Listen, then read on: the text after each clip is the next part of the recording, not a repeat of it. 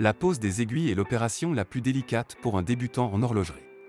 Pour mettre toutes les chances de votre côté, nous allons passer en revue quelques notions théoriques et observer les composants. Regardez cette vidéo jusqu'à la fin avant de commencer.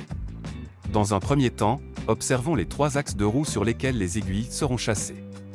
Ici, la loupe devient votre meilleure amie. Cet ensemble de roues s'appelle la minuterie. Chacune d'entre elles tourne à une vitesse spécifique. Le rapport de démultiplication génère cette division et permet de lire l'heure sur un cadran de 12 heures. Voici leurs noms: la roue des heures, la chaussée et le pivot des secondes. Parlons maintenant de vos aiguilles. Une fois que vous les aurez déballées avec soin, vous remarquerez qu'il y a 2 jeux. Cela vous permettra de recommencer si l'une d'entre elles est endommagée. Chaque aiguille est composée d'une planche et d'un tube. Les tubes vous indiquent leur sens, ils doivent être vers le bas. De haut en bas, vous trouvez les secondes, les minutes et les heures. Ces pièces sont très fragiles et nécessitent toute votre attention. N'oubliez pas d'exercer le moins de force possible pour les saisir avec vos bruxelles. Vous risqueriez de les rayer ou de les plier. Voici quelques façons de les manipuler. Commençons par les aiguilles d'heure et de minutes. Ce modèle d'aiguille permet de les saisir par l'ajournement. Ou plus simplement, par la planche.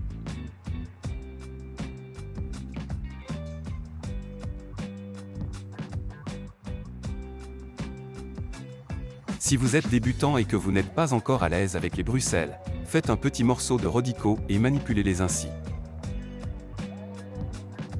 Il est également possible de les saisir par le tube, mais c'est plus difficile.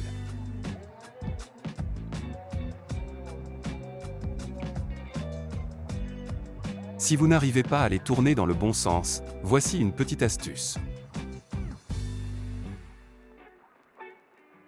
L'aiguille des secondes est encore plus fine et plus délicate, mais les mêmes conseils s'appliquent. Essayez de la saisir par son tube. Nous vous conseillons de vous entraîner avant de tenter l'installation. Vous pouvez aussi l'attraper par la queue de la planche, c'est plus sûr.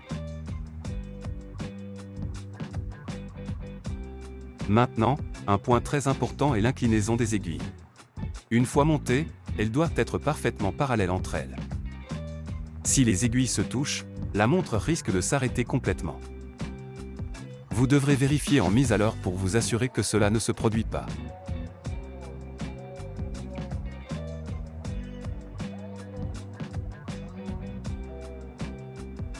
Pour l'éviter, il faut les ajuster lors de l'installation à l'aide de l'outil à chasser les aiguilles.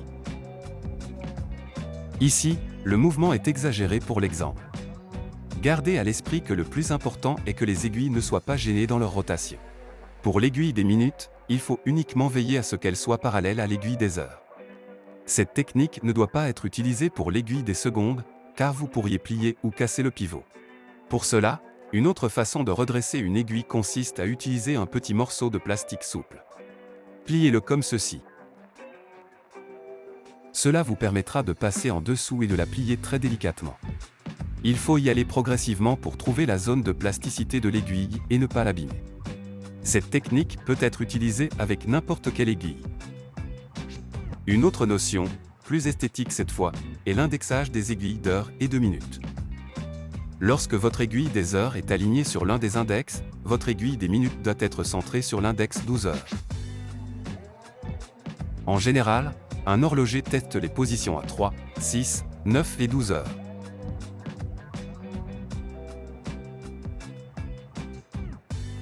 Il est fortement recommandé de vérifier le parallélisme sur les 4 positions.